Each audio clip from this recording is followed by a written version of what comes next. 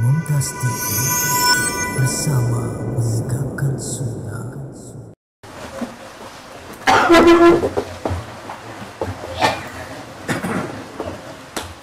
Bismillahirrahmanirrahim.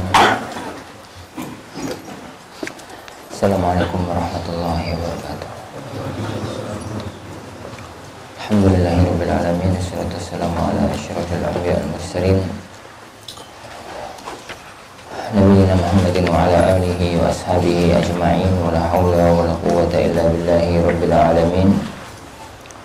Asyhadu an la ilaha illallah wahdahu la syarika lah, asyhadu anna Muhammadan abduhu wa rasuluh. Allahumma salli wa sallim wa barik ala nabiyyina Muhammad wa ala alihi wa ashabihi wa man sara ala nahjihi ila yaumiddin, amma ba'd. Alhamdulillah para ikhwah, kita lanjutkan kajian kita setelah peristiwa turunnya Nabi Adam dari surga ke dunia. Rabbuna Jalla wa Ala berfirman, ya bani Adam qad anzalna 'alaikum libasa. Wahai anak manusia, sungguh kami Allah telah menurunkan pada kalian libasa, pakaian. Ai khalaqnahu lakum. Maksudnya adalah kami ciptakan pakaian itu untuk kalian. Iwari ayastur, menutup, pakaian itu untuk menutup sawatikum, aurat kalian, sesuatu yang jelek dari kalian, aurat.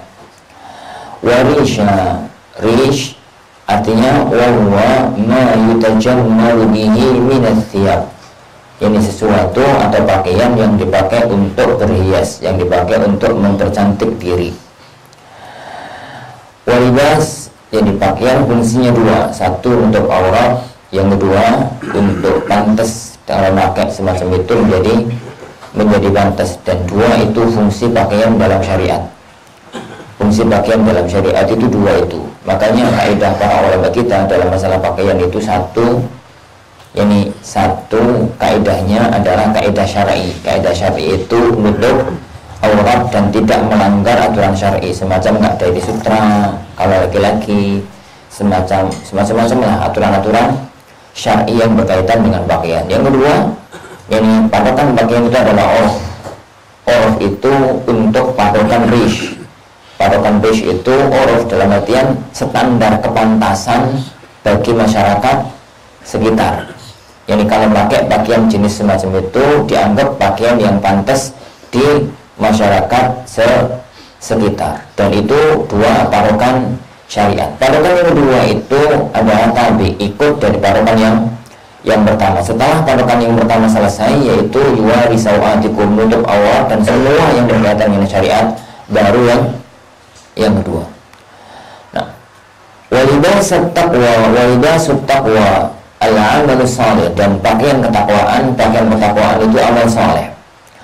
Wasamtul hasan, dan samt ya itu perangai, yakni perilaku yang baik, amal soleh dan akhlak yang baik. Bin nasabi, dengan menasabkan apa itu libasa. Atf ala libasan, itu adalah ataf pada libasan. Anzalna alaikum libasan, maka di sini walibasat taqwa. Warrafa, dan bisa dibaca marfu mubtada sebagai mubtada. Kalau dibaca sebagai marfu dan mubtada, wa khabaruhu jumlah dzalika khair, khabarnya adalah jumlah yang setelahnya. Dzalika khairun, pakaian ketakwaan itu lebih baik, lebih utama. Dzalika min ayatillah, itu semua adalah di antara tanda-tanda kekuasaan Allah. Dalailu kudratihi, atau dalailu kudratihi, dalil tanda-tanda kekuasaannya. La'allahum yadhakkarun, semoga mereka itu mau mengingati diri, mau ingat. Fayu'minuna, lalu mereka itu mau beriman. Setelah mereka ingat, lalu mereka itu beriman. Fihi, dalam ayat ini iltifatun anil khitab, perpindahan dari dhamir khitab. Apa maksudnya? Di awal ayat Rabbuna Jalla wa Ala mengatakan, ya bani Adam qad anzalna 'alaikum, pakai dhamir mukhatab, dhamir antum. Di akhir ayat bahasanya la'allahum itu yadzakkaru pakai dhamir hum, pakai dhamir ghaib. Jadi kalau satu rentetan mestinya itu alaikum, belakangnya la'allakum. Jadi kalau belakangnya la'allahum mestinya depannya juga pakai hum begitu. Tapi ada perubahan ini dalam satu rangkaian kata, itu yang dalam ilmu sastra Arab namanya iltifat. Ini makanya beliau mengatakan fihi iltifatun 'anil ghaib. Dalam masalah ini ada iltifat, ada perpindahan dari anil khitab dan dhamir mukhatab. Ya bani Adam la yaftinannakum, wahai bani Adam la yaftinannakum, janganlah menfitnah pada kalian. Ini yuzillannakum, janganlah menyesatkan kalian. Fitnah dalam bahasa Arab artinya adalah bala, al-bala'u fiddin. Ini malapetaka dalam agama. Itu fitnah dalam bahasa. Fitnah dalam bahasa Arab itu artinya adalah bala, imtihan, bala, ujian. Gitu ya. Kalau fitnah dalam rangkaian kata yang berkaitan dengan agama maksudnya adalah al-bala'u fiddin, malapetaka dalam agama. Dan malapetaka dalam agama itu ya semua kekufuran, kesyirikan, kemaksiatan, kesesatan, dan semua macam-macamnya itu artinya adalah fitnah. Makanya beliau di sini menafsirkan la yaftinannakum, jangan sampai menfitnah kalian, artinya adalah yuzillannakum, menyesatkan kalian, yakni menyesatkan kalian. Dan ini harus dipahami, yakni fitnah dalam bahasa Arab itu bukan fitnah dalam bahasa Indonesia. Yang fitnah dalam bahasa Indonesia itu menuduh orang tanpa bukti. Menuduh orang tanpa bukti itu iftira dalam bahasa Arabnya. Iftira, yakni buhtan atau yang semisalnya. Itu menuduh orang tanpa bukti. Adapun fitnah dalam bahasa Arab artinya adalah apa yang Anda katakan tadi. Dan itu kalau ada persamaan makna, ada persamaan lafaz beda makna, cermati yang dimaksudkan dalam dalil Al-Quran dan Sunnah dan keterangan para ulama kita itu adalah yang dimaksudkan dalam bahasa Arab. Kayak nasihat, kayak masjid, kayak jilbab. Fitnah, ini jilbab bahasa Arab beda dengan jilbab bahasa Indonesia. Masjid bahasa Arab beda dengan masjid bahasa Indonesia.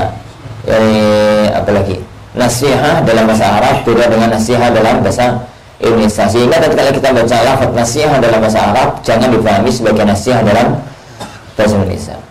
Nah, la yaftinannakum syaitan, janganlah menyesatkan kalian syaitan. Ay la tattabi'uhu fatuftanu, janganlah kalian itu yakni mengikuti setan, fatuftanu, niscaya lalu kalian itu akan terfitnah, terkena malapetaka agama, terfitnah dalam agama. Kama akhraja abawaikum bi fitnatihi, sebagaimana yang telah mengeluarkan terhadap kedua bapak kalian, yakni bapak ibu kalian, dengan fitnahnya syaitan, dengan godaannya setan, minal jannati, dari surga. Yanzi'ul hal, yanzi itu sebagai hal, yanzi melepas, mencabut, anhuma dari keduanya, libasahuma pakaian keduanya, liyuriyahuma sawatihima untuk menampakkan aurat keduanya. Innahu ay asyaitan, sesungguhnya dia maksudnya adalah setan, yani yarakum, mampu melihat kalian, huwa wa qabiluhu, dia dan junuduhu, pasukannya, min haitsu la tarawnahum, dari arah di mana kalian itu tidak bisa melihat mereka. Lilatafati ajsamihim, karena fisik mereka sangat lembut. Au adam alwanihim, atau karena fisik mereka itu tanpa warna. Maka dari sini menghadapi setan tidak bisa menggunakan kekuatan fisik kita, karena mereka lebih kuat dari sisi itu. Mereka mampu melihat kita, tapi kita tidak mampu melihat mereka. Menghadapi mereka hanya dengan dua cara. Satu dengan kekuatan agama, yang kedua dengan kekuatan mental. Kekuatan kami ikhwan dengan doa, yang munajat kepada Allah, yakin bahwasanya sama-sama makhluk Allah Subhanahu wa taala. Yang kedua dengan kekuatan mental. Dengan kekuatan mental itu dulu yang pernah dikatakan oleh Ikrimah, yang muridnya Abdullah bin Abbas, yang dikata beliau, yang sesungguhnya setan itu maksudnya jin itu takut pada kalian wahai manusia sebagaimana kalian takut sama jin. Maksudnya apabila kamu kuat wahai manusia, jinnya lemah. Apabila kamu lemah wahai manusia, jinnya itu kuat. Dan itu diucapkan oleh Ikrimah. di tempat yang orang itu takut sama jin, yani di tempat yang orang masyarakat itu pada takut sama jin, peristiwa-peristiwa yang berkaitan dengan jin itu mesti banyak. Tapi di tempat yang orang itu nggak peduli dengan yang semacam itu, meskipun tempat orang kafir sekalian, itu nggak ada peristiwa semacam itu, karena sama-sama makhluk dan secara kedudukan manusia itu lebih tinggi dibandingkan dengan jin. Letak masalahnya, kuda kita itu dari kecil dihandui dengan jin, dengan setan, yang sehingga menjadi penyakit berkepanjangan. Ini, nah, inna ja'alna syayatina awliya, sungguhnya kami jadikan setan itu awliya. Awliya jamak dari wali, artinya adalah awanan wa qarana, pembantu, penolong dan teman. Lilladzina la yu'minun, terhadap orang-orang yang tidak beriman. Wa idza fa'alu fahishatan, apabila mereka melakukan perbuatan haram, perbuatan mungkar, perbuatan fahisyah, kasyirki, semacam syirik, wa tawafihim bil baiti uratan, dan semacam mereka tawaf mengelilingi Baitullah dengan telanjang. Qailina, alasan mereka mengatakan, kenapa mereka tawaf sambil telanjang?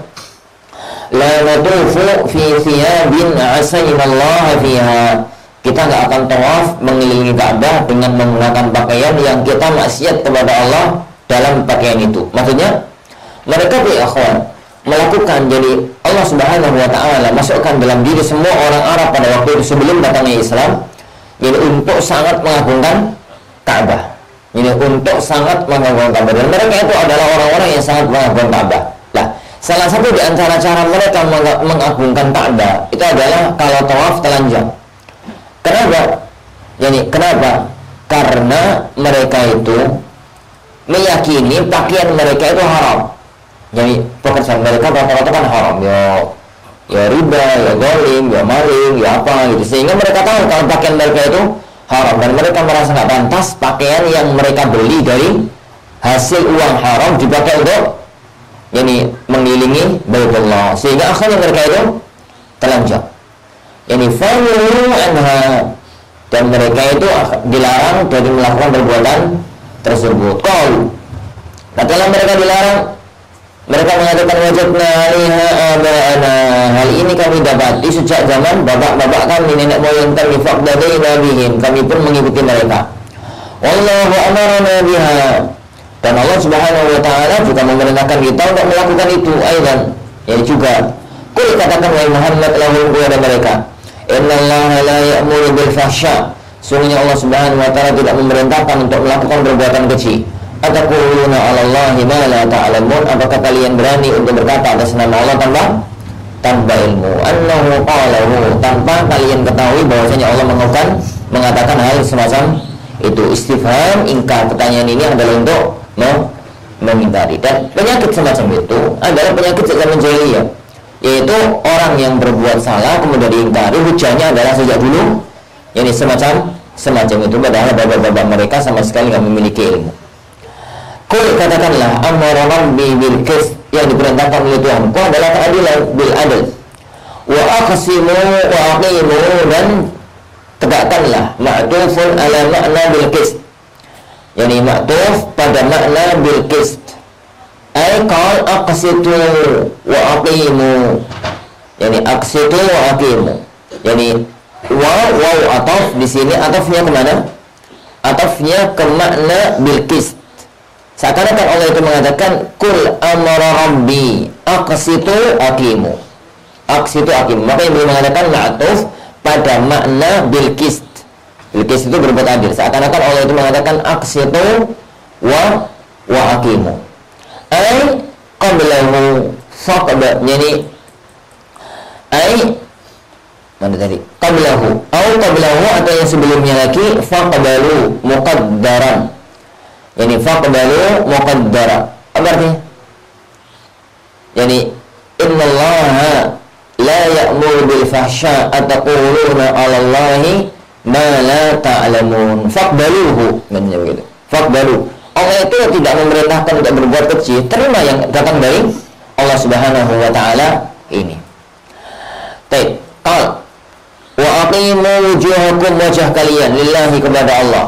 inda kulli masjidin, tatkala setiap kali masuk ke dalam masjid. Ai akhlisu lahu sujudakum, ikhlaskanlah tatkala sujud kalian hanya kepada Allah semata. Wad'uhu, dan berdoalah kepadanya. U'buduhu, beribadahlah kepadanya. Mukhlishina lahuddin, mengikhlaskan agamanya untuk Allah, minasyirki, dari kesyirikan. Kama bada'akum, sebagaimana Allah pertama kali menciptakan kalian. Ay khalaqakum, Allah menciptakan kalian. Walam takunu syai'a, padahal dulu kalian itu tidak ada sama sekali.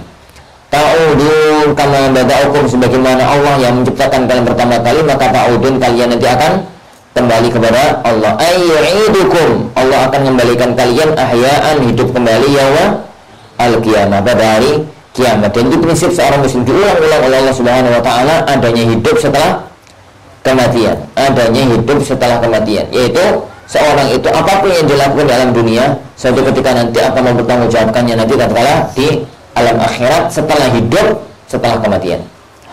Fariqan minkum hada, ada sekelompok dari kalian itu yang mendapatkan petunjuk. Wa fariqan haqqa alaihimul dhalalah, yang sebagian lagi tetap berada pada kesesatan. Innahum muttakhadhus syayatin, orang-orang yang sesat itu mereka mengambil setan-setan aulia, sebagai teman, sebagai penolong, sebagai pendukung, gitu ya, teman dekat. Min dunillah, dari selain Allah, ay ghairihi, selain Allah Subhanahu wa taala. Wa yahsabuna annahum muhtadun, dan mereka mengklaim, mereka menyangka kalau mereka telah mendapatkan petunjuk. Ya bani Adam, wahai anak Adam, khudhu zinatakum, ambillah zinah kalian. Zinah dalam ayat ini maknanya adalah ma yastur auratakum, apa yang menutup aurat kalian, apa yang menutup aurat kalian. Inda kulli masjidin, tatkala, yani setiap kali di masjid, maknanya inda salati wa tawaf, tatkala salat dan tatkala tawaf, karena ibadah yang disyariatkan untuk dilakukan di masjid saat ayat ini turun hanya salat dan tawaf. Kenapa? Al-A'raf ayat Makkiyah. Al-A'raf itu yani surat Makkiyah, dan di Mekah ibadah yang dilakukan di masjid itu hanya salat dan tawaf. Ya, belum ada itikaf, belum ada ini, belum ada itu, karena itikaf datangnya di Madinah. Maksudnya pakailah pakaian kalian, yani pakailah pakaian kalian tatkala kalian itu salat dan tatkala kalian itu tawaf. Yani tatkala kalian itu salat dan tatkala kalian itu tawaf. Jangan lakukan perbuatan atau jangan sampai kalian itu ibadah tawaf tanpa berpakaian. Disebut oleh Allah Subhanahu wa taala pakaian itu dengan zina karena fungsi pakaian dua, Anda katakan tadi, fungsi syar'i dan fungsi rish, fungsi untuk untuk syar'i, nutup aurat, dan dengan pakaian yang tidak melanggar syariat. Yang kedua fungsi etika, estetika, gitu ya, fungsi kepantesan. Fungsi kepantesan ini yang kembalinya kepada urf, yang ada di tengah masyarakat. Baik. Wakulu wasy'adu, silahkan makan, silahkan minum, masyi'tum, apa yang kalian, yani apa yang kalian inginkan. Ayat ini ya kawan, sama sekali tidak ada makna bahwasanya makan harus lebih dulu daripada minum. Yani kenapa? Karena pakainya waw. Yani karena pakainya waw. Al-waw itu mutlaqil jama', kata para ulama nahwu. Waw itu mutlaqil jama'. Pokoknya untuk sekedar digabungkan sing jenenge mangan ya kandingani karo umbe, kandingani karo mangan. Nah, mana yang dulu ya terserah. Mana yang dulu ya terserah. Mau makan dulu, minum dulu, kemudian minum dulu, makan dulu. Ya atau bareng. Ini bareng itu kan pakai kuah tuan. Ini Pak Sulu misal. Ini wakulu wasyrabu ma syi'tum, apa yang kalian mau, silahkan. Wala tusrifu, jangan melampaui batas. Melampaui batas itu adalah melampaui batas standar, melampaui batas kewajaran di dalam melakukan, dalam makan, dalam minum, dalam makan, dalam minum. Dari melampaui batas maksimal itu dan batas maksimal yani orang itu makan adalah sabda Rasulullah sallallahu alaihi wasallam, yakfil ibni adam luqaimatun yuqimna sulba. Cukup seorang anak manusia itu beberapa suap makanan yang bisa menegakkan tubuhnya, maksudnya bisa hidup. Dengan itu, wa in kana la budda, lah kalau harus makan banyak, maka sulusun li ta'amih wa sulusun li syarabih wa sulusun li nafasi. Sepertiga bagian perutnya untuk makanan, sepertiga bagian perutnya untuk minuman, sepertiga lagi biarkan kosong untuk untuk nafas. Makanya Rasulullah SAW itu mensyariatkan nikmatan itu jangan kondisi perut itu los, tapi perut itu ketekuk. Ini perut itu ketekuk. Makanya Rasulullah SAW melarang dua jenis model makan. Satu, makan sambil itika, makan sambil rebahan. Karena makan sambil rebahan itu perutnya los. Ini. Yang kedua, sambil berdiri. Sambil berdiri. Dan beliau SAW mensyariatkan makan sambil duduk. Karena kalau makan sambil duduk, perut itu ketekuk. Perut itu ketekan. Tatkala perut itu ketekan, maka terasanya itu ini sudah penuh, padahal kan juga berdiri masih ada ruang kosong di perutnya, itu masih ada ruang kosong. Beda kalau kemudian dibalik, orang ini makan sambil rebahan penuh itu dibuat duduk, ini bisa membuat masalah di perutnya. Itu israf. Innahu la yuhibbul musrifin. Sungguhnya Allah Subhanahu wa taala tidak mencintai orang-orang yang melakukan tindakan yang melampaui batas. Qul katakanlah ingkaran alaihim, mengingkari orang-orang kafir. Man harrama zinatullah, siapa yang berani mengharamkan, siapakah orang yang berani-beraninya? Itu karena pengingkaran. Siapakah orang yang berani-beraninya mengharamkan zinatullah, perhiasan Allah? Perhiasan Allah maksudnya di sini adalah pakaian tadi, pakaian yang Allah turunkan untuk perhiasan. Zinatullah, perhiasan yang datang dari Allah, perhiasan yang datang dari Allah, itu maksudnya. Karena sesuatu yang disandarkan ya akhwan kepada Allah Subhanahu wa taala itu dua. Satu, jika itu adalah yang tidak bisa berdiri sendiri, maka itu idhafatu sifat, penyandaran yang sifat yang bentuknya adalah sifat Allah Subhanahu wa taala. Kayak rahmatullah, berarti rahmat itu sifat Allah, kalamullah, kalam itu sifat Allah, yadullah, tangan itu sifat Allah, wajhullah, gitu ya, wajah itu sifat Allah.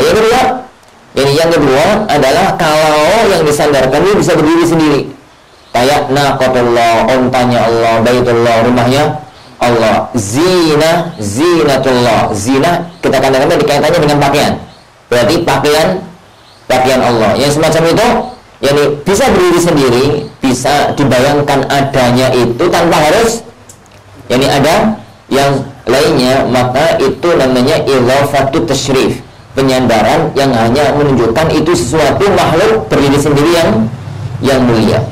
Maka di sini lafaz man harrama zinatallah, barang siapa siapa orang yang berani untuk mengharamkan pakaian yang itu adalah perhiasan bagi makhluk yang datang dari Allah Subhanahu wa taala. Allati akhraja li ibadihi, yang Allah keluarkan untuk para hambanya, minal libas, dari pakaian.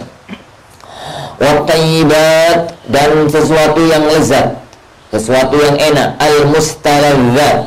Al-mustaladzat itu sesuatu yang kalau dimakan tidak terasa ada penolakan jiwa. Itu mustalaz, at-thayyibat. Nggak harus enak ya, karena mungkin salah terjemahkannya enak. Apa itu bahasa saya? Jadi contoh ya, kawan. Makanan itu ada dua. Makanan itu sesuatu yang kalau dimakan itu jiwa itu nolak, bukan karena dia nggak mau, bukan karena itu nggak nolak karena kebiasaan negerinya, tapi jiwa secara kejiwaan manusia itu menolaknya. Orang mengatakan sugijoro, gorengan, pergi coro, mau dimakan itu terasa ada perasaan gimana itu dalam jiwa, maka itu namanya khabith. Itu namanya khabith. Lah, tapi kalau kemudian antum disuguhi misalkan buah-buahan, iki apa mas? Buah-buahan itu belum pernah mau dimakan kok lucut pol. Kemudian dia nggak mau. Tapi kalau dia nggak mau bukan karena merasa jijik, tapi karena nggak ini nggak enak rasanya, nggak seneng rasanya. Itu bukan masuk dalam khabith. Itu bukan masuk dalam khabith. Lah, kalau kemudian dia makan normal, secara umum masyarakat itu makannya normal, itulah thayyibat. Jadi itu adalah thayyibat, dan itu parokan, dan itu adalah parokan dari pembedaan antara thayyib yang halal dan khabith yang haram. Hanya definisi ini tidak ada masalah di kalangan para ulama. Hanya kemudian para ulama kita berselisih. Patokan untuk menetapkan thayyib dan khabith itu semua manusia ataukah orang Arab? Itu. Ataukah orang Arab dalam fikih Syafi'i ya, patokan thayyib dan khabith itu adalah patokannya orang Arab zaman turunnya wahyu.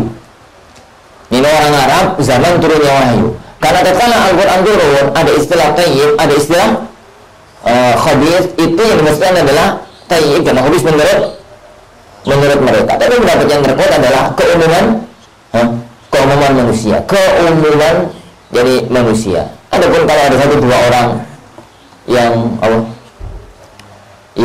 mau, itu bukan patokan. Makanya beliau mengatakan di sini at-thayyibat itu dengan satu bahasa pilihan kata yang sangat bagus, al-mustaladzat, sesuatu yang dianggap enak, dianggap dianggap ya bisa dimakan dengan normal lah gitu ya, dianggap enak, nggak harus rasanya, nggak harus enak. Itu jadi min rizq, dari rizki. Kul, katakanlah, hiya lilladzina amanu fil hayatid dunya. Itu semua pakaian untuk apa itu, untuk estetika, jadi perhiasan badan, jadi makanan minuman yang tayyib. Itu adalah lilladzina amanu, untuk orang-orang yang beriman fil hayatid dunya, dalam kehidupan di dunia, bil istihqaq, dengan memilikinya.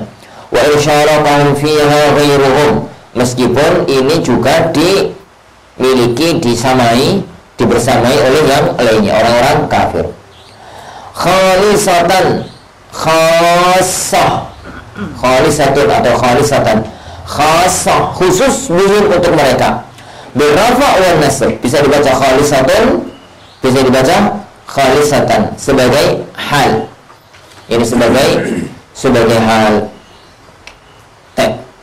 Kalau dibaca mansub, sebagai hal. Yaumal qiyamah, pada hari kiamat. Kalau di dunia ini untuk orang-orang yang beriman, juga untuk orang-orang yang tidak beriman. Tapi di akhirat itu hanya milik khusus orang-orang yang beriman. Kadzalika nufassilu ayat, demikianlah kami memerinci ayat-ayat kami. Nubayyinuha, kami menjabarkannya, menjelaskannya. Mithla dzalika tafsil, semacam perincian tadi, liqaumi ya'lamun, kepada untuk orang-orang yang mengetahui. Maksud mengetahui di sini ya tadabbarun, mereka itu mau mentadaburinya. Fa innahumul muntafi'una biha, mereka lah orang-orang yang mendapatkan manfaat dengannya. Kul, katakanlah, innama harrama rabbil fawahish, yang Allah haramkan itu hanya perbuatan-perbuatan fahisyah. Jadi setelah Allah Subhanahu wa taala menyebutkan pada mereka atau mengharamkan itu, kemudian Allah menyebutkan yang Allah haramkan itu loh, yang Allah perintahkan itu, ini sekarang pindah, yang Allah haramkan itu al-fawahish. Al-fawahish sebagai jamak dari yani fahisha, artinya adalah al-kabair, perbuatan-perbuatan dosa. Kazina, semacam perbuatan zina. Oke ya kawan, pilihannya Suyuti, yani beliau salah satu di antara kelebihan tafsir ini, tafsirnya itu kata per kata, bukan menjabaran, tapi pilihannya sangat jeli. Pilihannya sangat jeli. Karena beliau menyebutkan al-kabair kazina, beliau ini mengisyaratkan pada dua tafsir yang muncul di kalangan para ulama. Fahisyah yang dijamakkan dengan fawahish, itu maknanya apa? Sebagian ulama mengatakan fawahish atau fahisyah itu semua dosa. Pokoknya semua dosa bisa disebut fahisyah, fawahish. Sebagian ulama mengatakan fahisyah itu dosa khusus, dosa yang berkaitan dengan farji. Jadi dosa yang berkaitan dengan farji. Ya zina, ya liwat, ya yang semacamnya itu, yang semacamnya itu. Sehingga rahimahullah ingin untuk mengambil kedua mazhab itu dengan mengatakan fawahish itu semua dosa, tapi paling pokok adalah kezina. Sehingga beliau menyebut contohnya zina. Yani fahisyah itu semua dosa, itu pilihan beliau. Tapi dosa yang paling jelas masuk dalam kata-kata fahisyah adalah zina. Kezina Ma'la'ara minha wa ma batan, baik zina yang nampak maupun zina yang tersembunyi. Baik dosa, kalau kita tertafsirkan dengan zina, berarti zina yang nampak dengan zina yang tersembunyi. Zina yang tersembunyi jelas. Apa zina yang nampak? Zina yang nampak itu, jadi ada dua kemungkinan. Kemungkinan yang pertama, zinanya tersembunyi tapi kemudian diceritakan. Ada kemungkinan yang kedua, zinanya nampak. ini ditonton oleh orang, dan alangkah banyaknya kejadian semacam itu di zaman kita. Ma dhahara minha wa ma batan aisyah, yang tidak nampak. Wal ism, dan dosa, ay al ma'siyah, perbuatan maksiat. Wal baghi, dan perbuatan zalim ala nas, kepada manusia. Itu yang Allah haramkan. Fawahish, ism, baghi. Yang ism, baghi. Bighairil haqq, tanpa kebenaran, menzalimi orang, berbuat baghi, melampaui batas pada orang yang tidak dibenarkan oleh syariat, menunjukkan bahwasanya berbuat zalim dalam tanda kutip kepada orang tapi dibenarkan oleh syariat itu bukan zalim. Contoh, ada orang nggak mau bayar zakat, kemudian oleh pemerintah menyatakan diambil paksa, dia tuh ngomong aku dizalimi dan macam-macamnya, biarin aja. Kenapa? Yani karena dia yang salah, itu adalah mengambil hak dengan benar, meskipun orangnya jadi enggak ridho. Jadi meskipun jadi orangnya itu enggak ridho. Misalkan A utang sama B, sebenarnya A itu bisa melunasi, tapi memang enggak kelem melunasi. Kemudian kasusnya dibawa ke pengadilan sama polisi, apa yang disita? Si A barangnya disita itu ngomong tak tuntut di akhirat, tuntutan. Ini tuntut di akhirat itu kok. Jadi apa itu bahasa tuntut di akhirat itu? Jadi itu ikut syariat. Kalau syariat tidak mengatakan salah, syariat ya tuntutan, tuntut ya. Jadi karena pengadilan akhir Anda adalah pengadilan dari Allah Subhanahu wa taala. Makanya bahasanya Al-Qur'an itu wal baghi bighairi haq, tanpa jalan yang dibenarkan oleh syariat. Huwa dzulm, baghi bighairi haq, itulah kezaliman. Ini itulah kezaliman. Wa an tusyriku billah, dan kalian itu berbuat syirik kepada Allah, malam yunazzil bihi, yang mana Allah Subhanahu wa ta'ala tidak menurunkan bihi, dengan kesyirikan itu, sultana, hujjah, bukti. Tidak ada satupun bukti yang Allah turunkan ke muka bumi untuk dalil bolehnya berbuat syirik. Wa an taqulu 'ala Allahi ma la ta'lamun, dan janganlah kalian berkata atas nama Allah sesuatu yang tidak kalian ketahui. Min tahrimi ma lam yuharrim, mengharamkan yang tidak diharamkan, wahai dan yang lainnya. Ayat ini ya kawan, adalah ayat yang perlu untuk kita Allah renungkan. Allah mengurutkan dosa dari dosa kecil, yang lebih besar, yang lebih besar, dan yang paling besar, yang paling besar. Allah Subhanahu wa ta'ala mulai dari dosa khusus, dosa zina, fahisha itu dosa khusus. Kemudian Allah meluaskan kepada semua dosa yang banyak. Ism itu otomatis lebih baik dibandingkan dengan dosa-dosa tertentu, Kemudian Allah lanjutkan, ada dosa yang lebih besar daripada itu, yaitu dosa yang berkaitan dengan manusia. Kenapa?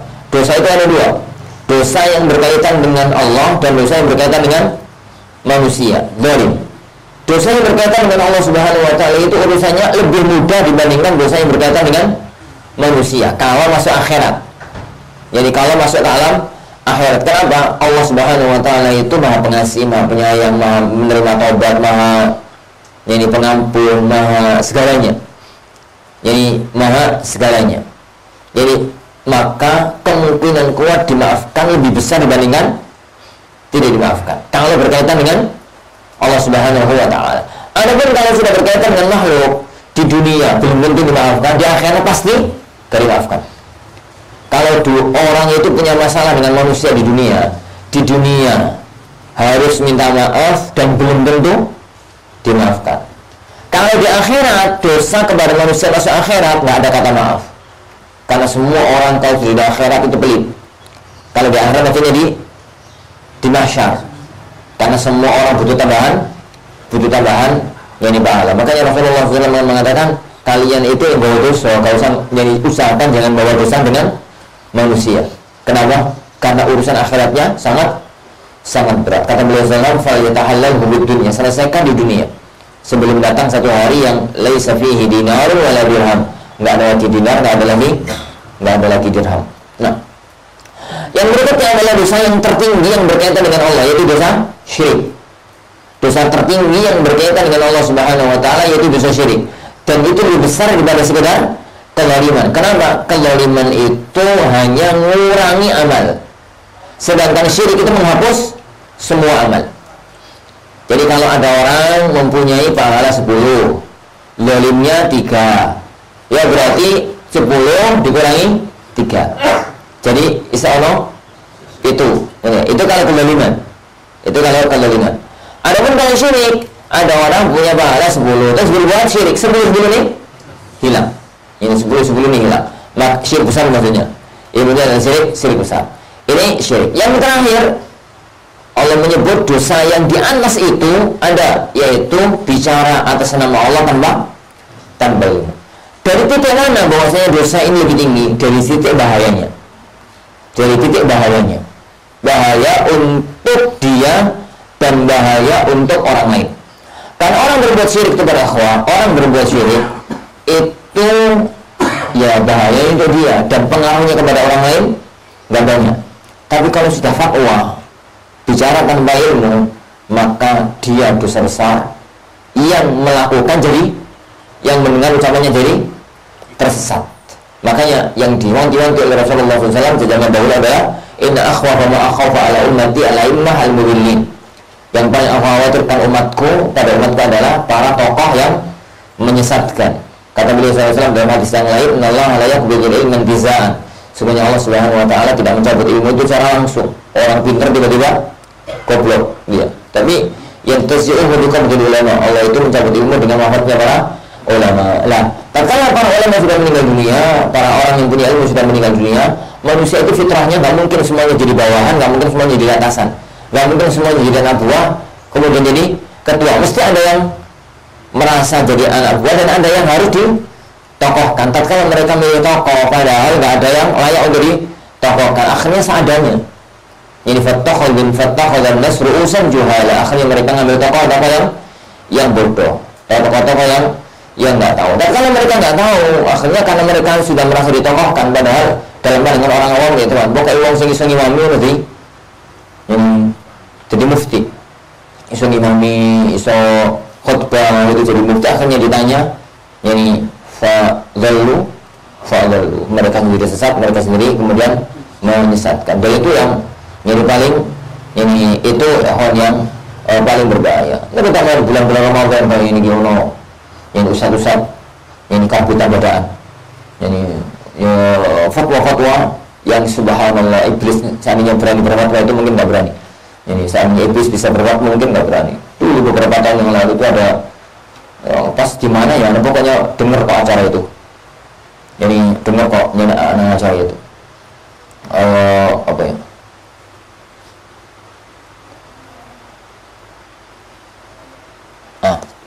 Ada acara di TV di mana? Di radio. Pokoknya dengar. Ada orang gitu ya, interaksi tanya jawab.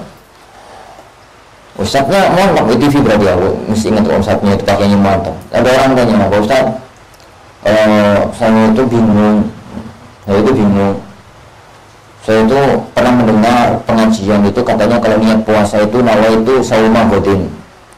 Tapi dalam pengajian yang lain kok lafaznya nggak gitu, nawa itu saumu godin. Itu yang benar yang mana? Nawa itu sauma godin dengan nawa itu saumu godin. Jawabannya dua-duanya benar. Itu Ustadz Wedan. Orang yang Al-Furqan loh. SMP itu ngerti nawa itu saumu godin itu salah. Anak SMP itu ngerti. Nawa itu saumu godin itu salah. Kenapa? Saumu itu harus dalam sisi bahasa Arab harus sauma. Ini harus sauma. Siapa nih dua-duanya? Boleh. Kepiye.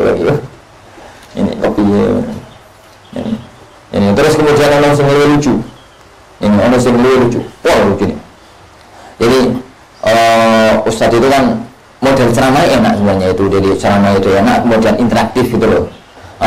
Siapa para jamaah ada yang tahu ya di audien TV-nya itu, jamaah ada yang tahu siapa nama sahabat yang tidur di tempat tidurnya Rasulullah ketika hijrah. Ada salah satu jamaah mengatakan Ali ibnu Abi Thalib. Bukan, benar saja Pak Ustaz. Ali ibnu Abi Thalib.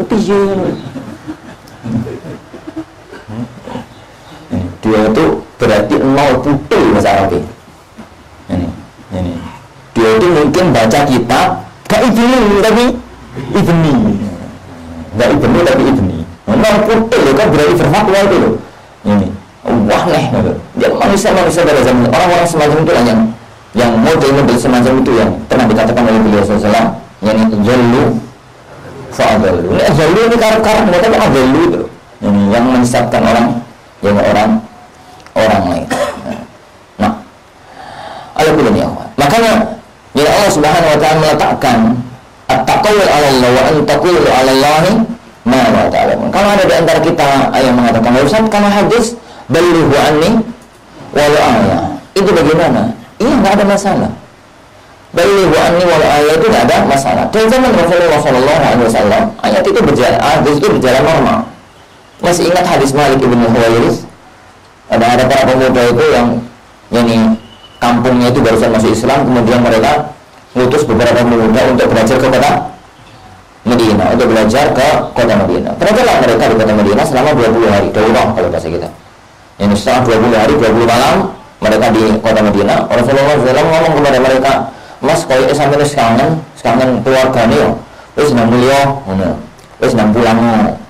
Nanti kalau kamu sampai di rumah, ini hendaknya yang imami kalian yang paling bagus bacaan Al-Qur'annya, dan ambillah muadzin yang tidak minta upah dan beberapa wasiatnya Rasulullah SAW yang lain.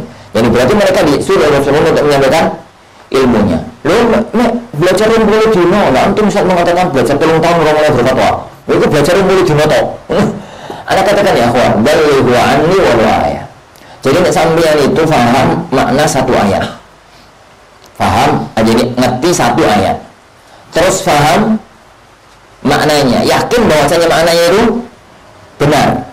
Ya mungkin karena pernah dengar dari ustaz yang terpercaya atau pernah baca buku yang terpercaya dan yakin gak salah paham, sampaikanlah satu ayat itu sak maknai. Tapi nek sesuk kan cara meneh ojo.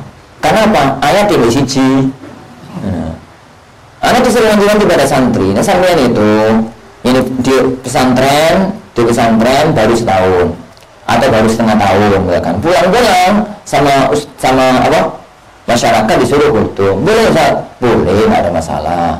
Tapi kalau kalian itu belajar Arba'in Nawawi baru 5 hadis, maka sampaikanlah hadis pertama, hadis kedua, hadis ketiga, hadis keempat, hadis kelima, terus mandek, berhenti sampai situ. Jangan teruskan hadis ke-6 tatkala belum memahami hadis yang ke-6. Nah, ini yang sering masalah. Ini orang itu ya, kawan, ada kenikmatan diustadkan. Ini di apa itu ya, diperhatikan, didengar ucapannya, itu kenikmatan tersendiri sehingga sering jadi masalah pada zaman dahulu. Itu yang sering kebablasan. Yang itu yang menjadikan orang itu sering yang kebablasan, yaitu keterusan kadung jadi ustaz udah takoni gak iso. Pokoknya menurut ini hormat saya, sampai kok dia hormat barang. Menurut hormat saya, sampai itu sopo, saya berani mengatakan menurut yang hormat saya. Dan semacam itu. Dan itu bahayanya yang besar. Wa antaqulu 'ala Allahi ma la ta'lamun. Makanya Allah letakkan ini di atas kesyirikan karena lebih berbahaya di sisi efek yang dikatakan masyarakat. Padahal seandainya kalau orang itu tahu bahayanya fatwa, kata Rasulullah SAW, man istuftiya bi fatwa bi ghairi sidqin fa ismuhu ala man aftah. Barang siapa yang diberi fatwa tanpa ilmu, lalu ada orang itu mengamalkan dengan fatwa yang salah itu, maka dosa yang mengamalkan ditanggung oleh yang memberi fatwa, ditanggung oleh yang memberi fatwa. Wallahu a'lam. Tapi masalahnya ini ngerti tadi sampaikan ya dosa. Yani posisinya itu rumit. Yang ini ngerti menang itu dosa syaitan akhas, yani setan bisu. Ini gak ngerti ngomong ya dosa. Jadi yani ya dosa dua-duanya. Wa likulli ummatin ajal. Setiap umat itu mempunyai ajal, muddah, mempunyai masa, mempunyai umur, batas umur. Fa idza jaa ajaluhum, apabila telah datang ajal mereka, la yastakhiruna anhu, Mereka tidak bisa memundurkan sa'atan, yang sekejap pun. Ini bukan satu jam ya. Zaman Rasulullah itu belum ada jam. Maksudnya jam tangan ini kita. Wala yastaqdimun alaih, dan mereka tidak bisa majukan. Umur itu paten. Ya bani Adam, wahai anak Adam, inna fihi idghamun, in asyartiyah fi ma, in ma aslinya begitu. Idghamun aslinya tulisannya itu in terus ma, in syartiyah terus ma mazidah, ma ziyadah, yani ma ziyadah. Baik, yani ya'tiyannakum rusulun wa anak Adam, inna ya'tiyannakum rusulun minkum, jika datang kepada kalian para rasul dari kalangan kalian sendiri, yaqussuna 'alaikum ayati, yang menceritakan kepada kalian ayat-ayat kami. Faman ittaqa, maka barang siapa yang bertakwa, yang menghindari kesyirikan, kesyirikan, wa aslaha amalahu, dan barang siapa yang memperbagusi amal perbuatannya, fala khaufun 'alaihim wa lahum yahzanun, mereka itu tidak akan ada rasa takut menghadapi masa yang akan datang, wala hum yahzanun, dan tidak akan sedih mengingat-ingat masa yang lalu. Orang yang dia itu punya ketakwaan dan punya amal saleh, dia nggak takut menghadapi hari mendatang, maksudnya hari akhirat. Jadi, dan dia itu nggak akan sedih dengan dunianya, karena dia tahu semuanya dalam kendali yang Allah Subhanahu wa Ta'ala. Orang itu hidup yang paling nyaman adalah orang yang punya ikatan batin dengan Allah Subhanahu wa Ta'ala kuat. Kenapa? Dia tahu apapun yang terjadi di muka bumi adalah atas kehendak dari Allah. Makanya kalau dia senangi, dia syukuri. Kalau nggak dia senangi, dia nggak masalah, dia sabari. Karena dia tahu semuanya datang dari Allah Subhanahu wa Ta'ala. Orang yang punya kendali dengan Sang Pencipta adalah orang kalau pas berhasil takabur, kalau pas gagal putus asa. Ini putus asa karena dia tidak punya kendali iman. Kembalikan orang yang punya kendali iman, kalau dia berhasil, dia syukur, tawadhu, nggak ada sombong, nggak ada ujub. Kenapa? Dia tahu itu datang dari Allah Subhanahu wa Ta'ala. Dan kalau dia ada kesedihan, dia itu nggak putus asa, nggak frustasi, nggak depresi. Kenapa? Dia tahu itu adalah kehendak Allah, dan dia yakin bahwasanya kehendak Allah adalah yang terbaik untuk dia menurut Allah. Dihadapi dengan kesabaran, syukurnya berpahala, sabarnya ini berpahala. Itulah khaufun 'alaihim wa lahum yahzanun fil akhirah, di akhirat. Walladzina kadzdzabu, dan orang-orang yang mendustakan bi ayatina, dengan ayat-ayat kami, wastakbaru wa takabbaru, dan mereka itu nyombong anha, dari ayat-ayat kami, nggak mau beriman, falam yu'minu biha, mereka nggak mau beriman, ulaika ashabun nar hum fiha khalidun, mereka adalah penduduk neraka, mereka akan kekal dalam neraka. Faman aila ahada, tidak ada seorang pun azlamu yang lebih zalim, mimman iftara 'ala Allahi kadiban, dibandingkan orang-orang yang berdusta atas nama Allah, binisbati syariki wal walad yali, menisbahkan, menyandarkan Allah itu punya sekutu, punya anak. Awakan bi ayatihi, atau mendustakan ayat-ayat Allah Al-Quran. Ulaika yanaluhum, mereka itu yani akan yusibuhum, akan mengenai pada mereka, nasibuhum, bagian mereka, halluhum, bagian mereka, minal kitab, dari Alkitab, mimma katabalahum, yani apa yang Allah tuliskan untuk mereka, fil lauhil mahfud, di lauhil mahfud, minar rizki wal ajal wa ghairu dzalika, rizkinya, ajalnya, dan yang lainnya. Hatta mereka itu akan tetap mendapatkan rizkinya, tetap mendapatkan ajalnya sebagaimana Allah gariskan. Kenapa ya kawan, di dunia ini Allah Subhanahu wa Ta'ala menetapkan ajal, menetapkan rezeki itu nggak peduli. Nggak peduli, dalam artian nggak melihat orang baik kemudian dikasih rezeki yang banyak, orang apa? Jadi orang jelek kemudian dikasih rezeki yang sedikit, gitu ya, dikasih sedikit rezeki yang sedikit. Itu ada yang perlu untuk kita diskusikan dikit ya kawan. Pemahaman tentang masalah rezeki, tentang masalah rezeki. Orang-orang itu kalau bahas rezeki sekarang itu yang dibahas adalah duit. Yang dibahas adalah duit. Pokoknya uang itu nih, apa itu bertakwa, terus apa nggak menzalimi orang lain, rajin silaturahim, terus ini banyak sedekah, itu mesti rezeki lancar, sugih. Ciri sopo dia itu bertak dia itu jenisnya rezeki itu uang. Itu uang. Betapa banyak para sahabat yang miskin padahal semuanya dilakukan.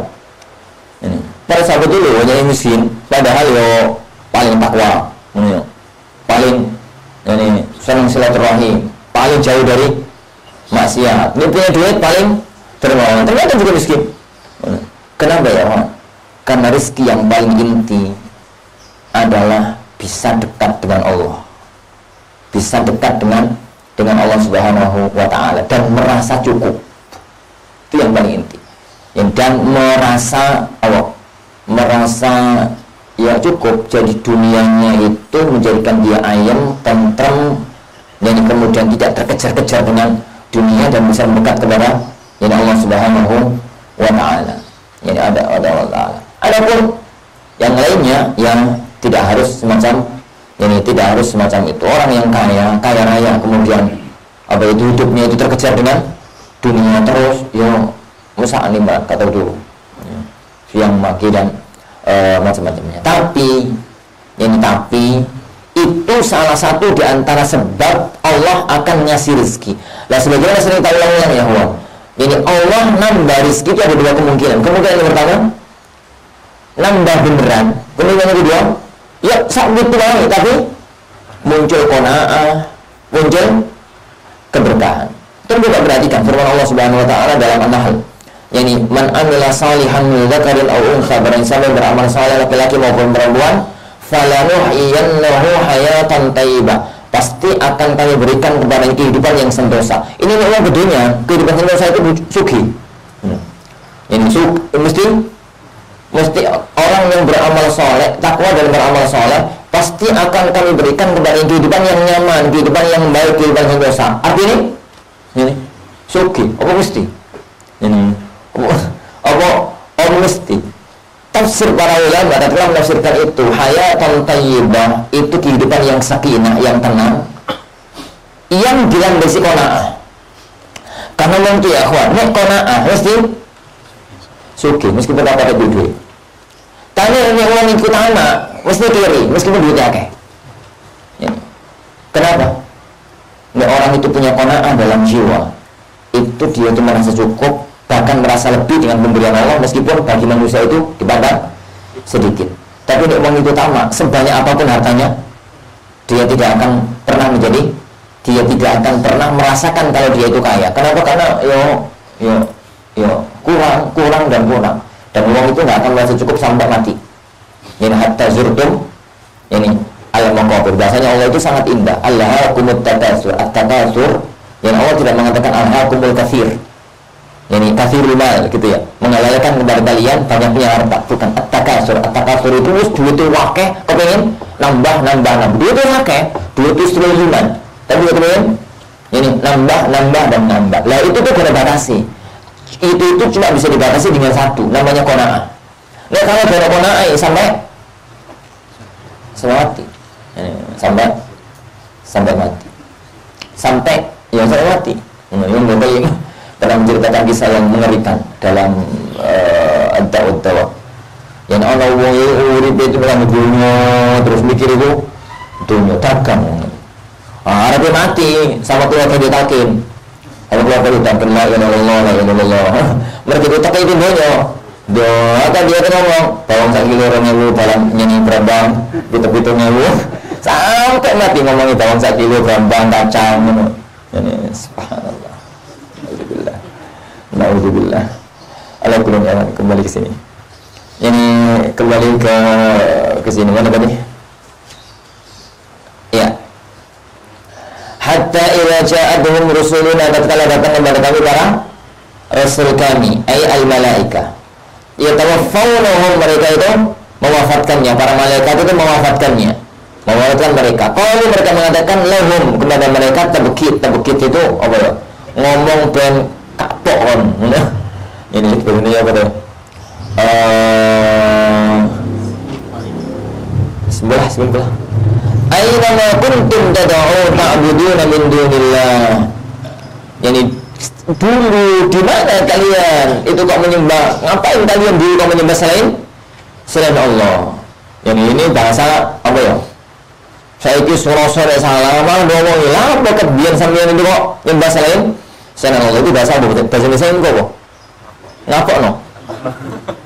Iya sih, aku lebih sendiri menyebut tabkit itu ngapok no. Tapi bahasa Indonesia apa ngapok no itu? Gak mungkin, apa ya? Simpul lah pokoknya. Kalau mereka cuma bisa jawab dulu kami itu sesat, gitu ya. Wabu anna, yani zallu anna, wabu anna telah hilang dari kami.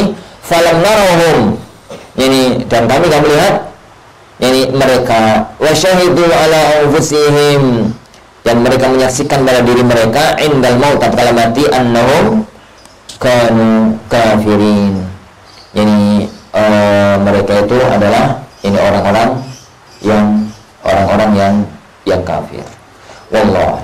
Jadi ayat-ayat semacam ini akhwan menjadi satu pelajaran berharga untuk kita, hakikat kehidupan kita di alam ini dunia, tentang hakikat ini kehidupan kita di alam dunia, di alam dunia ini, di alam orang yang paling nikmat di alam dunia itu orang yang hidup mikirnya akhirat tapi tetap mendapatkan dunia. Dan itu moto kehidupan seorang muslim. Moto kehidupan seorang muslim itu yang Allah sebutkan dalam firman-Nya, yakni wabtahi fima ataqallahu darul akhirah wa la tansa nasibaka minad dunya. Semua yang Allah berikan kepada kita, kesehatan,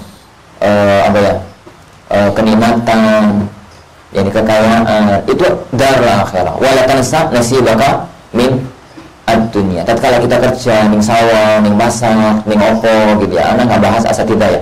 Anak bahas yang kerja di pasar dan macam-macamnya itu, niatkan itu adalah untuk menjalankan perintah Allah, mencari nafkahnya oleh duit, niatkan untuk memberi rezeki yang halal kepada keluarga dan untuk bersedekah. Maka aktivitas kita itu adalah aktivitas akhirat. Tapi ya oleh duit. Dan Anda sering katakan pada asatidzah, teman-teman ya akhwan yang terjun langsung dalam kancah dunia dakwah. Tatkala ngajar, tatkala itu yang dipikir itu adalah menyampaikan yang dipikir itu yang menyampaikan ilmu. Istilah enggak usah dibahas yang oleh apa. Itu serahkan kepada Allah Subhanahu wa taala. Yang mikir itu saya. Yang mikir itu ketua yayasan. Itu yang mikir. Anda enggak usah mikir. Itu enggak usah mikir. Enggak akhir bulan kayak amplop ya alhamdulillah. Di sini alhamdulillah. Di sini ya alhamdulillah. Di sini apa ya alhamdulillah. Ini di sini tampan dari orang-orang alhamdulillah. Di sini omnibus tapi satu sewa ya alhamdulillah. Yakin selagi kita hidup apa-apa mesti ada rezeki. Ini apa-apa ya apa itu mesti ada rezeki. Tapi niatkan semuanya itu kenikmatan yang melebati. Jadi kita hidup di dunia itu menyiapkan akhirat, tapi dunianya mesti akan dapat semacam hal yang semacam itu. Wallahu a'lam bishawab. Insyaallah subhanahu wa ta'ala ini yang kita pelajari. Kita lanjutkan pertemuan yang akan datang bi idzni rabbina tabaraka wa ta'ala. Kita akhiri subhanakallahumma wa bihamdika asyhadu an la ilaha illa anta astaghfiruka wa atubu ilaik. Assalamualaikum warahmatullahi wabarakatuh.